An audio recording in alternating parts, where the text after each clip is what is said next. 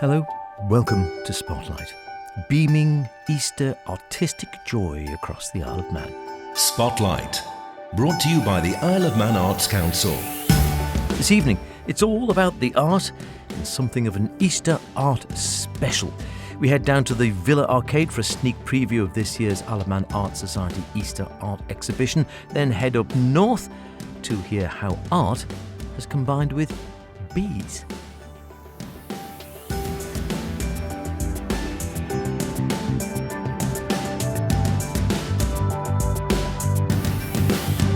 Remember, do get in touch with any creative, artistic endeavours you might be involved in planning, hoping to create, or would really like to put in the spotlight. This programme. Poetic, theatrical, musical, literary, ceramic, sculpture, drag, film, art today, social media, digital, etc. Drop me a line, Howard Kane with an E at manxradio.com or spotlight@manxradio.com. Let's hear from you. Let's get you on the show. Lots of people are doing it, or more people are doing it. Why don't you become one of them? So, brushes at the ready. We are celebrating visual art today, and first off I headed down to the Villa Arcade just down the road here late yesterday afternoon to have a sneak preview of one of the Isle of Man Easter's regular events, as it has been for more years than I care to remember, the Isle of Man Art Society Easter Art Exhibition. Hi, I'm Linda Quirk, Secretary of the Isle of Man Art Society. Welcome to our 2026 exhibition. Brilliant, and it's looking good already. Just the finishing touches now? Yeah, we've got the cards printed, which is the second to last objective. We're putting those out and making sure we've matched all the information correctly for the wonderful artwork that we've got in. And then next is printing the catalogue. So yeah, nearly there. What sort of entry this year? We've 356 pieces, a mixture of 3D and 2D, and I think it was 90-ish artists have submitted items this year, so it's a great show. Busier than last year. Busier than last year, that's a really good sign. Mm-hmm. And you do get, so this is again all members of the Isle of Man Art Society, and some I assume new members and relatively inexperienced artists right the way through to people who might have been exhibiting for as long as we've been watching. Yeah, we've got a complete mix, and we're inundated with new membership this year, which is fantastic. So as soon as we start advertising, there's an influx, and I'm always amazed about finding new creative people on the island. It's quite amazing. We definitely draw creative people to the Isle of Man.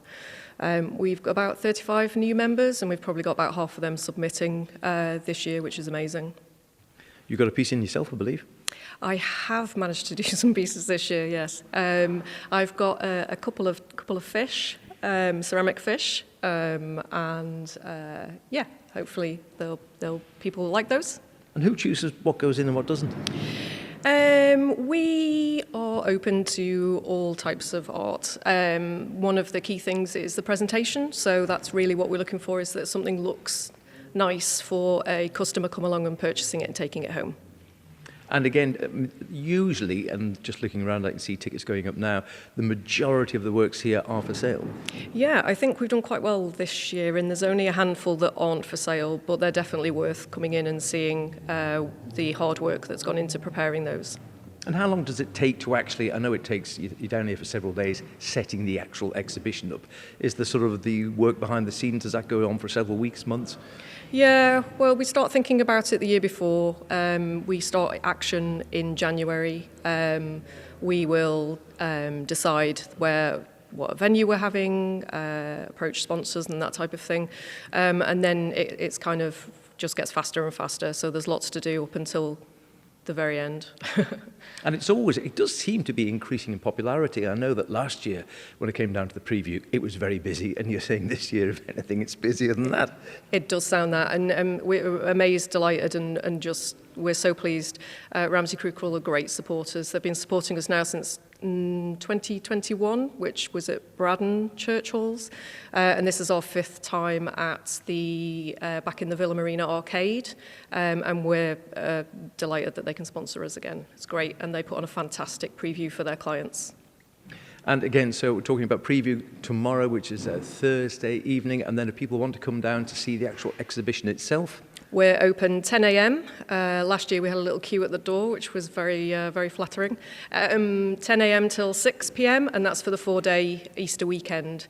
We've got an amazing raffle. If you want raffle tickets, we draw that on the 5 p.m. on the Monday, but they're available on site for the duration. Terrific, and we can hear noises going on as work goes on around us as we're talking, and some of the artists here, I don't know if we can have a quick word with one or two of them. Someone very busy, I know, artist and clearly very busy actually helping to organise the exhibition. Just like to introduce yourself. Oh, hi, I'm Deborah Moyedin, and I'm one of the sculptors who's got some things in the exhibition this year. Brilliant, and as you say that, just in front of you, there's a wonderful ceramic frog with an umbrella. This is one of yours? Yes, it is. I've donated it as one of the prizes for the raffle. Oh, wow. Does he have a name, or does the piece have a name? I haven't given him a name yet. That's up to the person that wins. Oh, brilliant. So just tell us about your work. So you work mostly in ceramics, or 2D, 3D? Usually 3D in ceramics. I prefer that. I'm a clay head. That's what you can call ourselves. But yeah, I like making different sorts of things. Nothing in particular, just whatever takes my fancy at the time. Yeah. And give it a go. And what drew you into ceramics rather than sort of pastels or working 2D? I initially came with a friend of mine to see what it was like, and I just love the feel of the clay, the textures, and just seeing what comes out when you make something and how it fires and how the glazes go. Because you can never guarantee how it's going to come out unless the clay gods decide it's okay. So... And you've been roped in, or no, I'm saying roped in, you might have volunteered to actually do a lot of the work which goes into these sort of exhibitions behind the scene. Yeah, I joined the Art Society and became a committee member so I could help out more often. I like to get involved, be a bit more hands-on and be a bit more supportive in that way. So, yeah, I really enjoy it. And there does seem to be a great market, doesn't there? There seem to be a lot of people, just as a lot of great artists on the art, and there equally seem to be loads of people who love to see the local art scene and indeed buy the art for their own homes. Yes, there is. It's very, very nice here because a lot of people are very interested. And also some people come along and they decide they want to have a go. So then they'll come to us and have a little dabble and see what they think. And some prefer painting, some prefer sculpture. It just depends what takes your fancy at the time. And do you ever have, when you make some of the pieces, because I think if I was sort of skilled enough to make some of the things I see, I think I wouldn't want to let it go. Yes and no. If I did that with everything, I'd have a house full. So, yeah, there's some pieces I do like, but it's also nice that somebody else appreciates them and would like to have them in their home. That's really nice. That's lovely. Well, listen, I'll let you crack on because you're busy doing the ticketings. And, yes, enjoy the exhibition. Hopefully see you there. Yeah. We'll go and see who else we can nabble in the corner. Look, there's another artist over here. We just cross over to the other side of the gallery. Lots of great paintings left and right as they're just finishing off. And hello, would you like to introduce yourself? Yes, hi, I'm Tammy James. And exhibiting, obviously, today? Yes, I am. My first exhibit. Oh, great. And so what media do you work in normally? Oil on canvas mostly, yes. I've been painting for many years, but just for friends and family. And this is the first exhibit I've taken part in. Oh, wow. So was that nerve-wracking?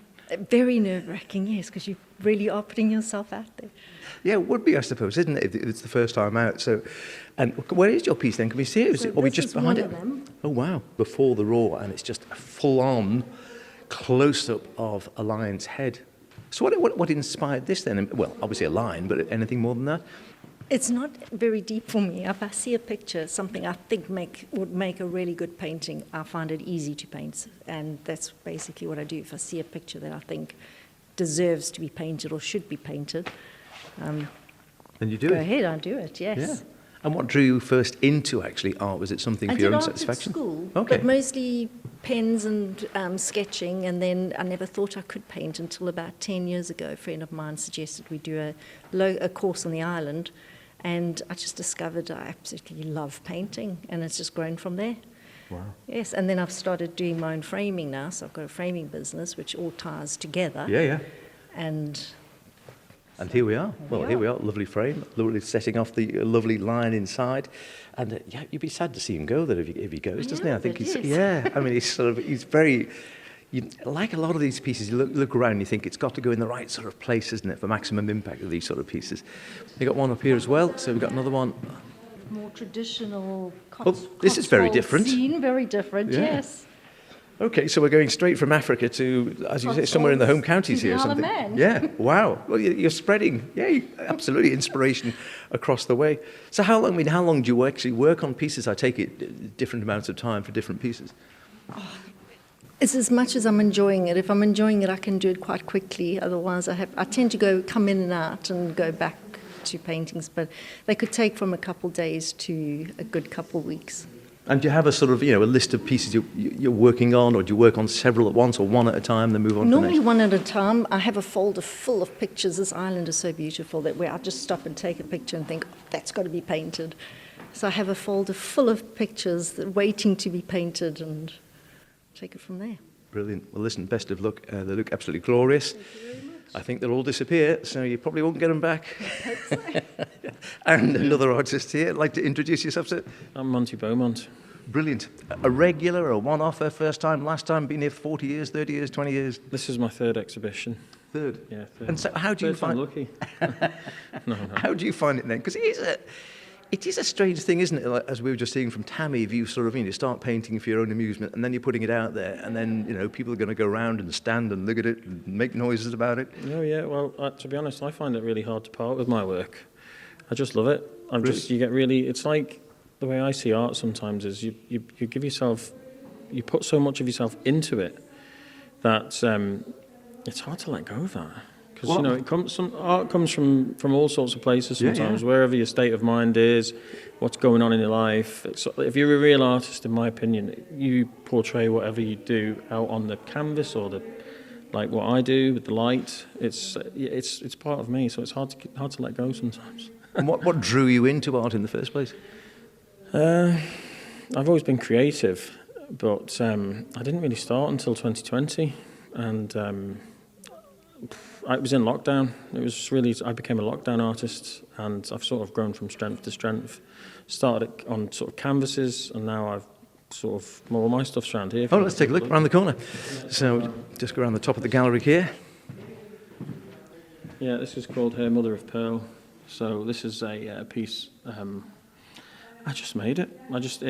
I don't know. It's 16 months to make. And what's the material? So it's wood, but plaster of Paris, and the sort of effervescent effect is actually spray. So it's supposed to look like a pearl, basically, but like a kind of very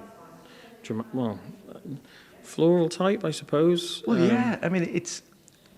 What do you call it? Is it called? Would you call it a sculpture? Do you call it a painting or a 3D art? I call it light art. Light art. Because by trade I'm actually a sparky, so it comes in handy to do the spark. electrics and things like that on these things. I know they're done properly, but yeah, it's almost 3D poppy kind of, not pop art, but popping out at you art. Yeah, so yeah, literally like 3D. I mean, I've got some stuff over there that's also abstract. But Okay. This is also one of mine. Oh, this one of yours as well? Oh, this is very different. This is called Black Beauty. She lights up as well. Oh, my So goodness. that's, yeah.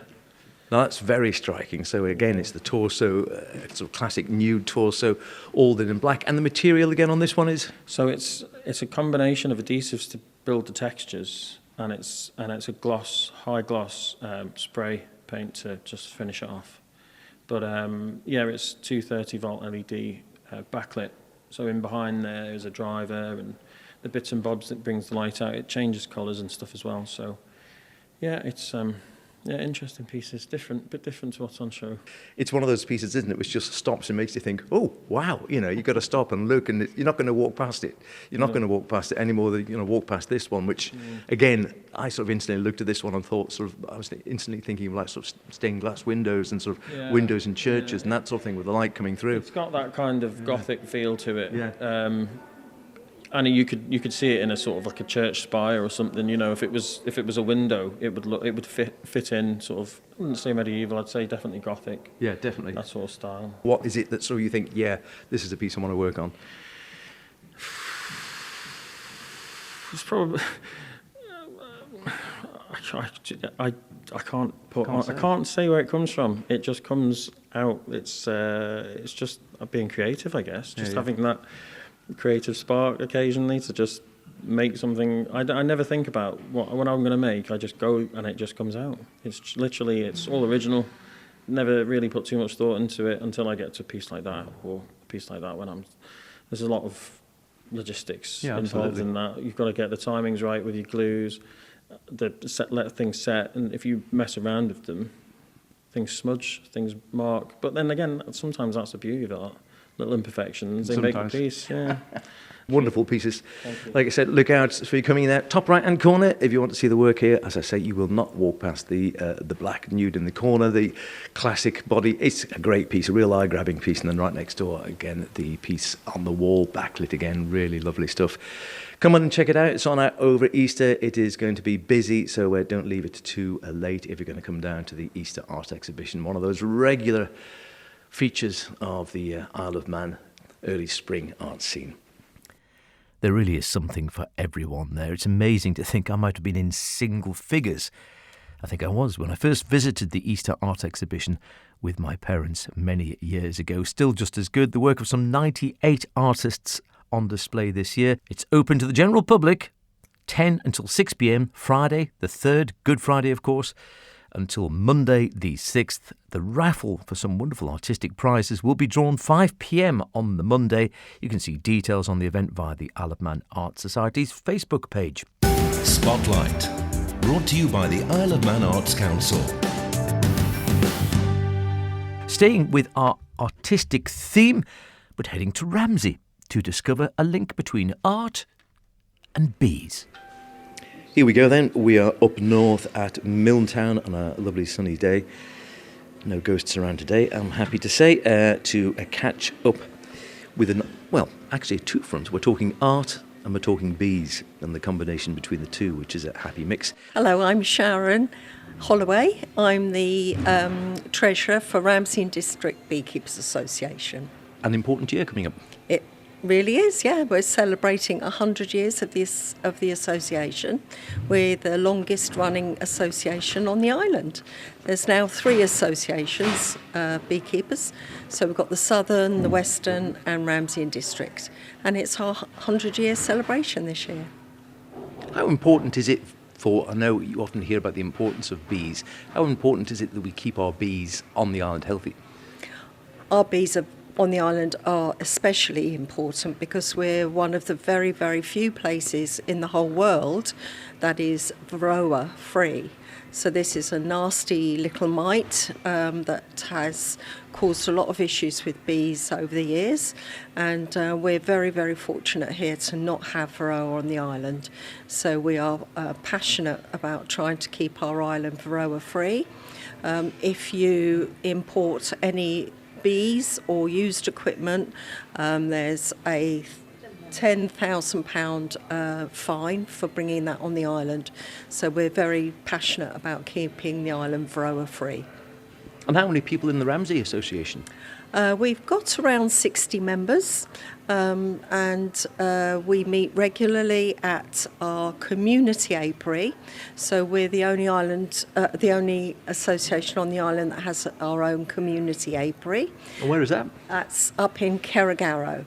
So the lovely family that own the farm up there have very kindly given us a whole field to ourselves, and we started up there last year. And we've been planting trees and hedges, and we've got about probably just over 12 hives. They're very productive up there. We've just got ourselves some shipping containers that we're going to be converting. So we always go up on a Sunday at 2:00. Anybody's always welcome. We go up and have tea and a chat about what we should be doing that week, and then we go and check on the hives that we've got, the community hives, and we also use it for training purposes for new beekeepers. So it's a lovely way to come up and see if you think you might want to be a beekeeper, because a lot of people think, oh yes, that's lovely, let's be a beekeeper.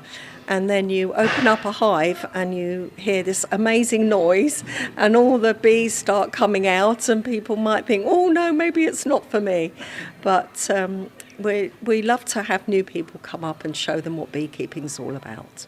And can anyone be a beekeeper, do you think? Yes, why not? Yes, of course, yeah. Old, young. One of our youngest members is in the teens. Ramsey and Grammar School have their own hives that they come and learn through us, so that was great. We've got all sorts of members. You don't have to keep them in your own garden if you don't want to. Generally, there's places around the island that are happy to take your bees and let you put them on their fields. But we've got ours. Most of our beekeepers have got them in their own gardens because we're quite lucky here to have the room to do that. So yes. What drew you into beekeeping?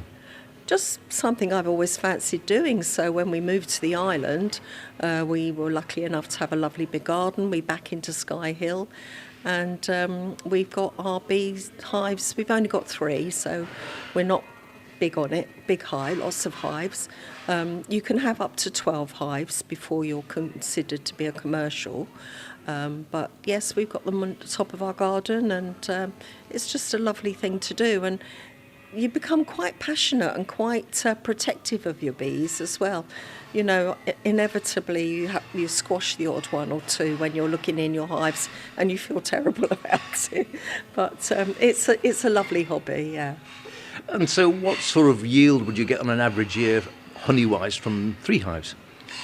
Well, per hive you would get you get 2 yields, so you get the spring flow and the autumn flow, and if you're lucky you can get up to 60 jars of honey from one hive.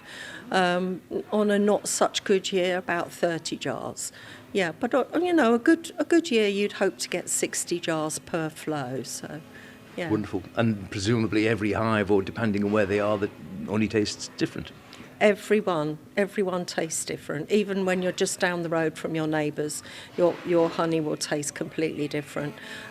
Ramsey and District we're always at the farmers market on Saturday mornings, and we generally have at least 3 beekeepers there selling their honeys, and you can come and try each one, and you'll be amazed at how different they are. And you'll have your favourites because they are very different. So yeah. So tell us about this link up then with reference to the art for the centenary. Well, this is a lovely a collaboration between us and the Art Association. They very kindly said that they will do some artwork for us that we can put around town like they did for Thomas the cat last year. So this is going to help us raise our profile in Ramsey and anyone that's visiting Ramsey. So there'll be artwork all around the town, and the children will be able to go and do a little artwork trail and get a little prize at the end of it. And then when that's finished, we're going to take the artwork and also do a calendar for next year. So all the money we raise from that will go towards a community apiary. So we are wanting to convert one of our trailers into a tea room, and the other one is going to be for training and honey spinning. So we've got a lot of kit already, but it's always nice to have more, and also we've been paying for a lot of trees and hedging and stuff like that. So there's always things to buy, but all the money will go towards a community apiary. I'm Tom Field. Currently I'm chairman of the Mannin Art Group. Have been for a couple of years now. But this whole thing has come out because last year we celebrated 75 years. I was terribly impressed by the fact that we had managed 75 years. To find another group that's got 100 years in, I'm really quite cross about that. Quite cross. Because I thought we were unique in our antiquity. But there we are. It's got to be something in the air up north. There has to be something, isn't there? Yeah. So as long as we stay nice and fit. So last year we organised it was Wendy, wasn't it, organised our art trail around the shops, and we did pictures of Thomas the cat, the town cat, in different forms according to different artists. And so, we had pearl earring, wasn't he? And also they were wonderful, and of course we made a calendar out of that as well, which we sold for Christmas. And then some of the money went towards the pier, and some went towards Thomas's upkeep. And he wanders in and out of the shops. He's a wonderful little cat. Yeah, he goes to sleep on a counter somewhere. He's not particular. He'll sleep on any counter quite happily. Quite right too. Yeah, and then Northern Chamber of Commerce got in touch with us at Christmas. Could we do something with snowmen? So we did snowmen pictures all around for people to go and chase, and I thought, well, that's as many town trails we need to make. And then the bees have got in touch, so there we are. We're going to do bees too. So who knows what's going to turn up next? You know, I mean, what organisation's 125 years old? That should be really cross then. I was going to say, you could keep this going forever, couldn't Yeah, you? we This sort of could, very, couldn't we? Yes. very strong. Plenty of interest from the artists on the bees then? Well, we've got 28 people who have volunteered to do it, and we have a membership of around 60, I think, haven't we? Yeah. Around 60. So, you know, and of course these are the people that turn up on the Monday. Not everybody comes to the Monday sessions. So the people that are taking part in this are mostly the people that come on the Monday sessions, and are happy to have a go at doing some nice whimsical pictures of bees for children to discover. Brilliant. So the bee trail is going to be happening when I about? think, are we talking after May? I'm not sure when that's happening. Yeah, I think between May and June, so we haven't finalised that yet, because we go to the Royal Show as well, and we did we do a bee trail at the Royal Show, but that's slightly different. But yeah, it's to be confirmed. But yeah, I think May and June. So yeah.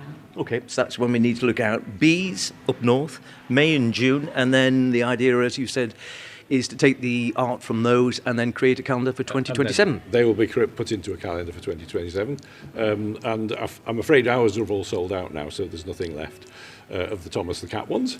So look out for a bee calendar in December or November or sooner. Excellent. Yeah. Well, it's a really good idea, and just if anyone is interested, well, actually, we'll go either way. I'll start with you, Tom. If anyone's interested in getting involved with the art, who's the best person to speak to?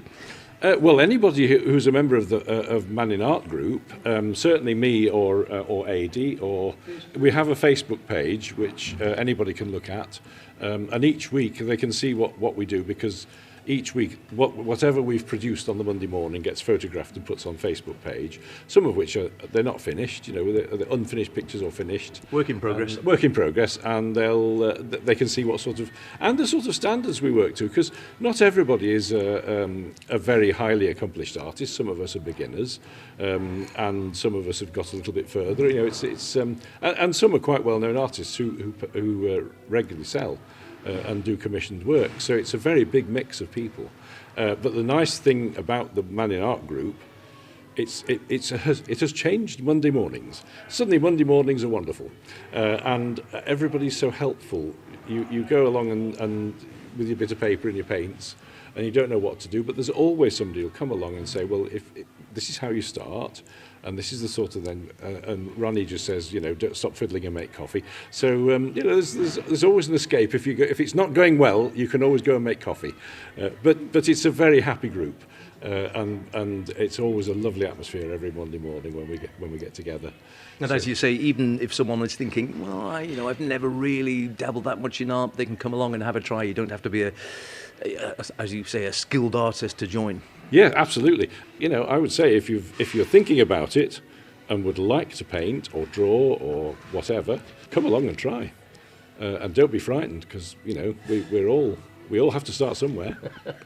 Yeah. Absolutely. Yeah. And what about the bees? If someone fancies having a go at beekeeping, you know, it's. I know a lot of people who say, "Yeah, I've always fancied keeping bees." Can people come out and find out more? Yes, of course. So every Sunday, 2:00, at our community apiary in Kerrigarrow. You're always very welcome. We serve very nice tea and a piece of cake. With honey? With honey, yes. We have plenty of bee suits and can supply you with that, so you don't need to worry about getting stung, although it does happen from time to time. I take it it's sort of an occupational hazard. It is, unfortunately, yes. But if you want to contact us, we've got a Facebook page, so that's Ramsey and District Beekeepers Association, or you can email us on iomnorthernbees@gmail.com, and we can give you directions where to find us at 2:00 on Sundays. Marvellous. Well, listen, best of luck with the art, best of luck with the trail, and best of luck with the bees for this year. Thank you very much. Look out for that bee art around Ramsey in the coming weeks, May time or thereabouts. I'm sure you'll see the details on the Mannin Art Facebook page of exactly when. It might feature one or more bees. Always a tricky decision. 2 bees or not 2 bees? That is the question. And I suppose beekeeping itself could be seen as an art, I dare say. Just wonderful to meet up with both groups. As always, true community spirit there. Don't forget, by the way, the wonderful Festival of Celtic Music and Dance, Shenachas Dew, gets underway tomorrow. That's the 2nd of April through until the 5th, I think. Last festival in its current form, I understand. Do try and support it. You'll find details at shenachasdew.com website. That's SHENNAGHYSJIU, if you're wondering. I think you can spell com. That's about it for now. More from Bard Bradley next week, and we hear from the very successful One Act Festival at the Erin Arts Centre this year. See you then. In the meantime, be good, whatever you're doing. Be creative. Cheerio.